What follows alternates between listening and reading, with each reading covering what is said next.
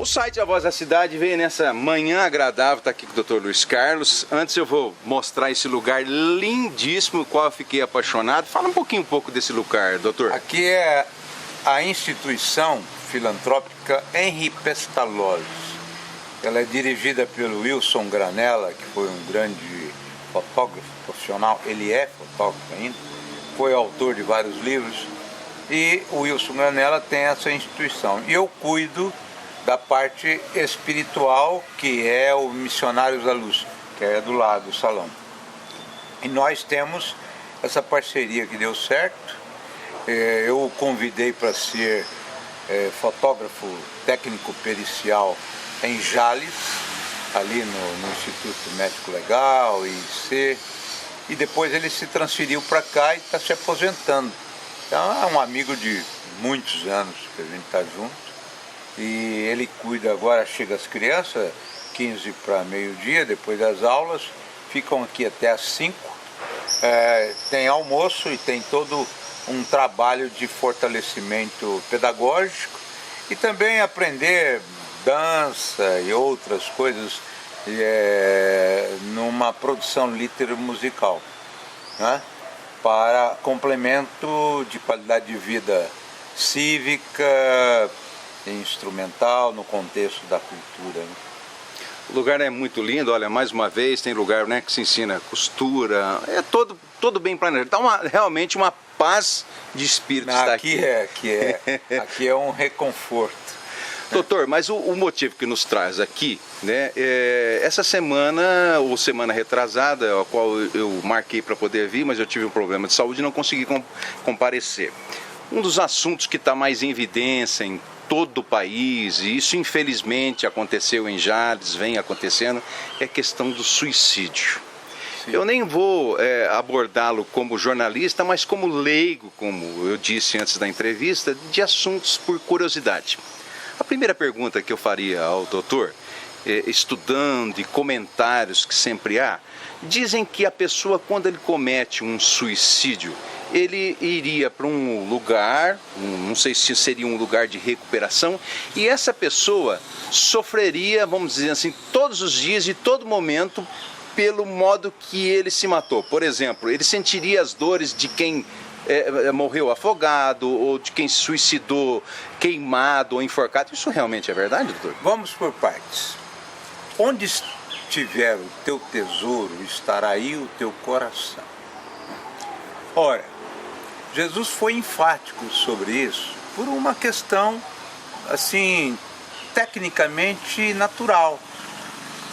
Ao desencarnar, ninguém em sã consciência tira a condição da sua humanidade. A individualidade permanece, o contexto da sua personalidade é a mesma,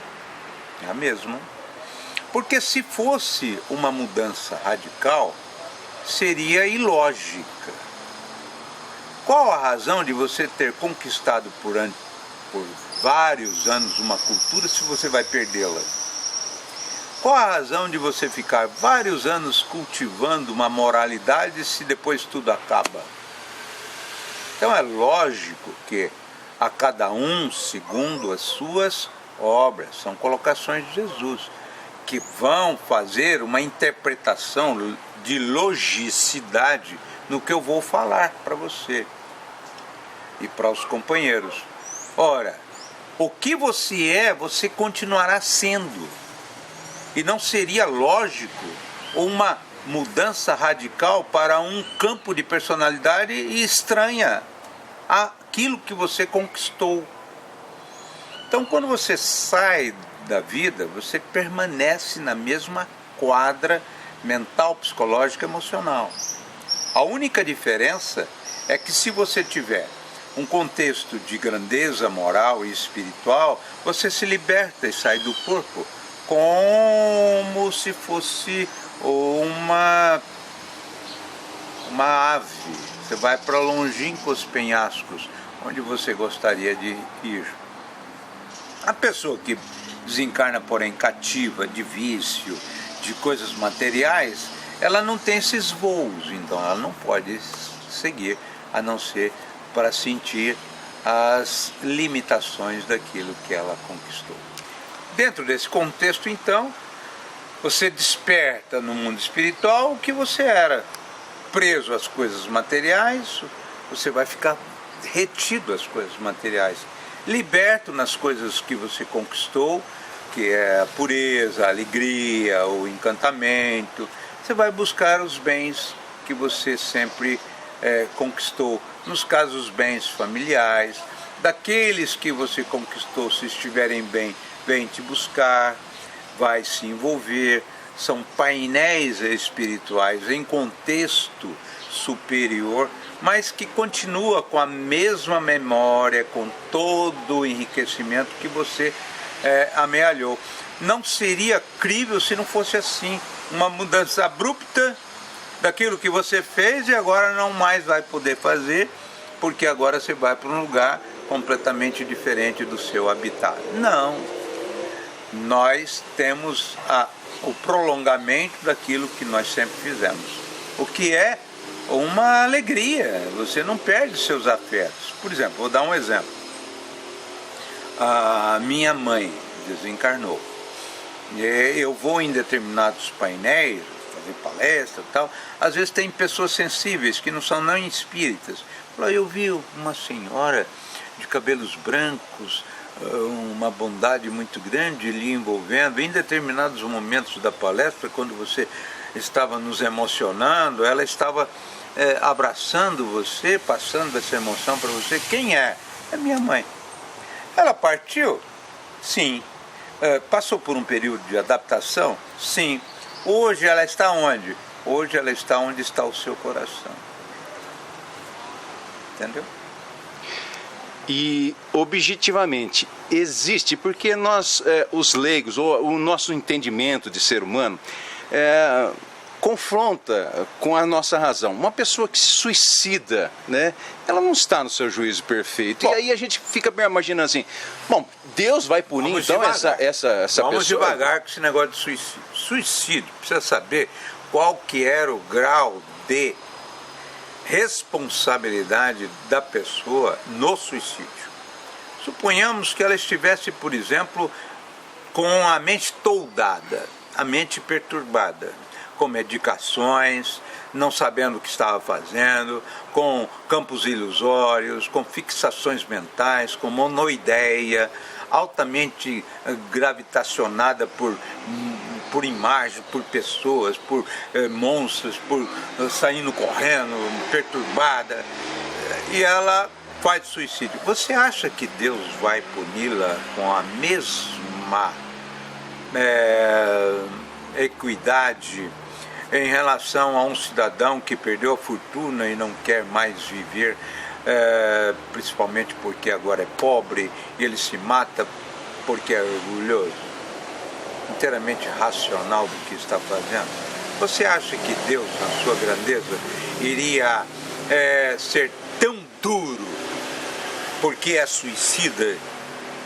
Não. Será que ele tinha consciência do que ele estava fazendo? Será que na bipolaridade de uma depressão, que joga o cidadão lá em cima e de repente joga lá embaixo, a pessoa não sabe o que faz e por impulsão ou compulsão ela começa a tomar medicação, ou arruma uma corda, ou dá um tiro? Você acha, em sã consciência, que o Senhor vai ter a mesma condição de punir o filho que nem sabe o que está fazendo? Vocês entenderam? Então, tudo está dentro da justiça divina, onde estiver realmente a potencialidade racional.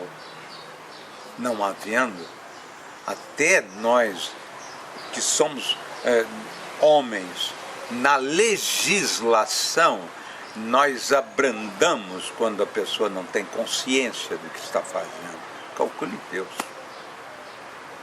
Doutor, e existe um caminho ou existe um alívio para as pessoas? Ou como identificar, já que a sua palestra foi única e exclusivamente com relação ao suicídio, existem alguns sinais que a gente pode identificar? Como que a gente pode ajudar? Os sinais são claros. A pessoa está com uma um grande sofrimento, uma dor imensa, cuidado com ele. Porque a primeira ideia é fugir da dor. Isso é natural. A pessoa foi desenganada de todos os médicos e não tem estrutura psicológica para fazer o enfrentamento da morte, sempre teve um processo de muita perturbação sobre isso, não vai se organizar nunca para ter este quadro, cuidado com ele, o envolva. E assim por diante. Então nós precisamos fazer a nossa parte. Nós precisamos fazer o nosso comando. Qual que é o comando? O comando de ofertar o diálogo. Às vezes você é mais importante no diálogo com aquele amigo do que um psicólogo, um psiquiatra ou uma pessoa expert, porque com você a pessoa se abre. Então você abraça, coloca um ombro forte, dimensiona um outro caminho, dá um painel de esperança e as pessoas ficam muito mais envolvidas na paz, na alegria e no bem-estar. Para finalizar, antes do senhor fazer o convite um pouco mais do lugar, voltando, praticamente o senhor já respondeu a pergunta, mas voltando à primeira pergunta. A história de que então a pessoa que se suicida, ela sofreria dos males pelo qual ela escolheu a sua morte, não procede. Ela vai sofrer na direta proporção da sua responsabilização. Eu tenho um grande amigo, Darcy Pereira da Silva, que partiu. Desde criança ele tinha determinados painéis de fechamentos, de arrebatamentos, de perturbação.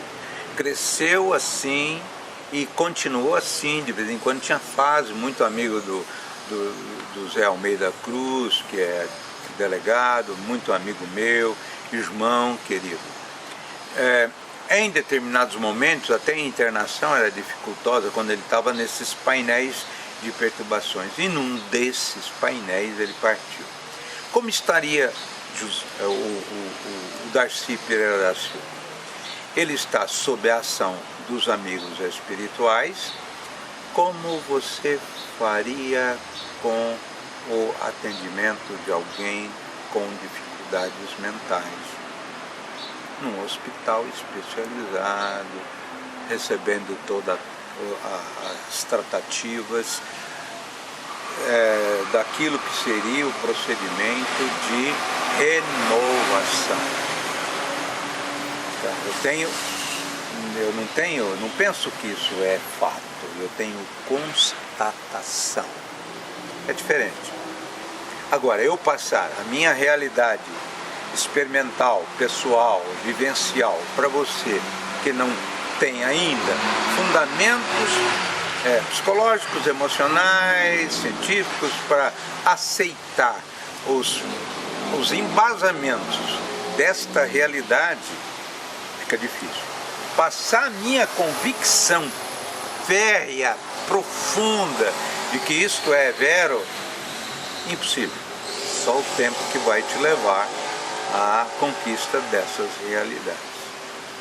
Doutor, muito obrigado aí pela entrevista, muito obrigado por ter nos apresentado esse lugar, né? Lindíssimo, realmente dá uma eu estou saindo agora para uma palestra. Dentro de 5 minutos eu tenho que estar numa escola fazendo uma palestra aos alunos sobre suicídio. Fiz ontem, vou fazer hoje. Então, muito obrigado aí pelo espaço, pelo sua atenção e sucesso aí, como Valeu, sempre. muito obrigado.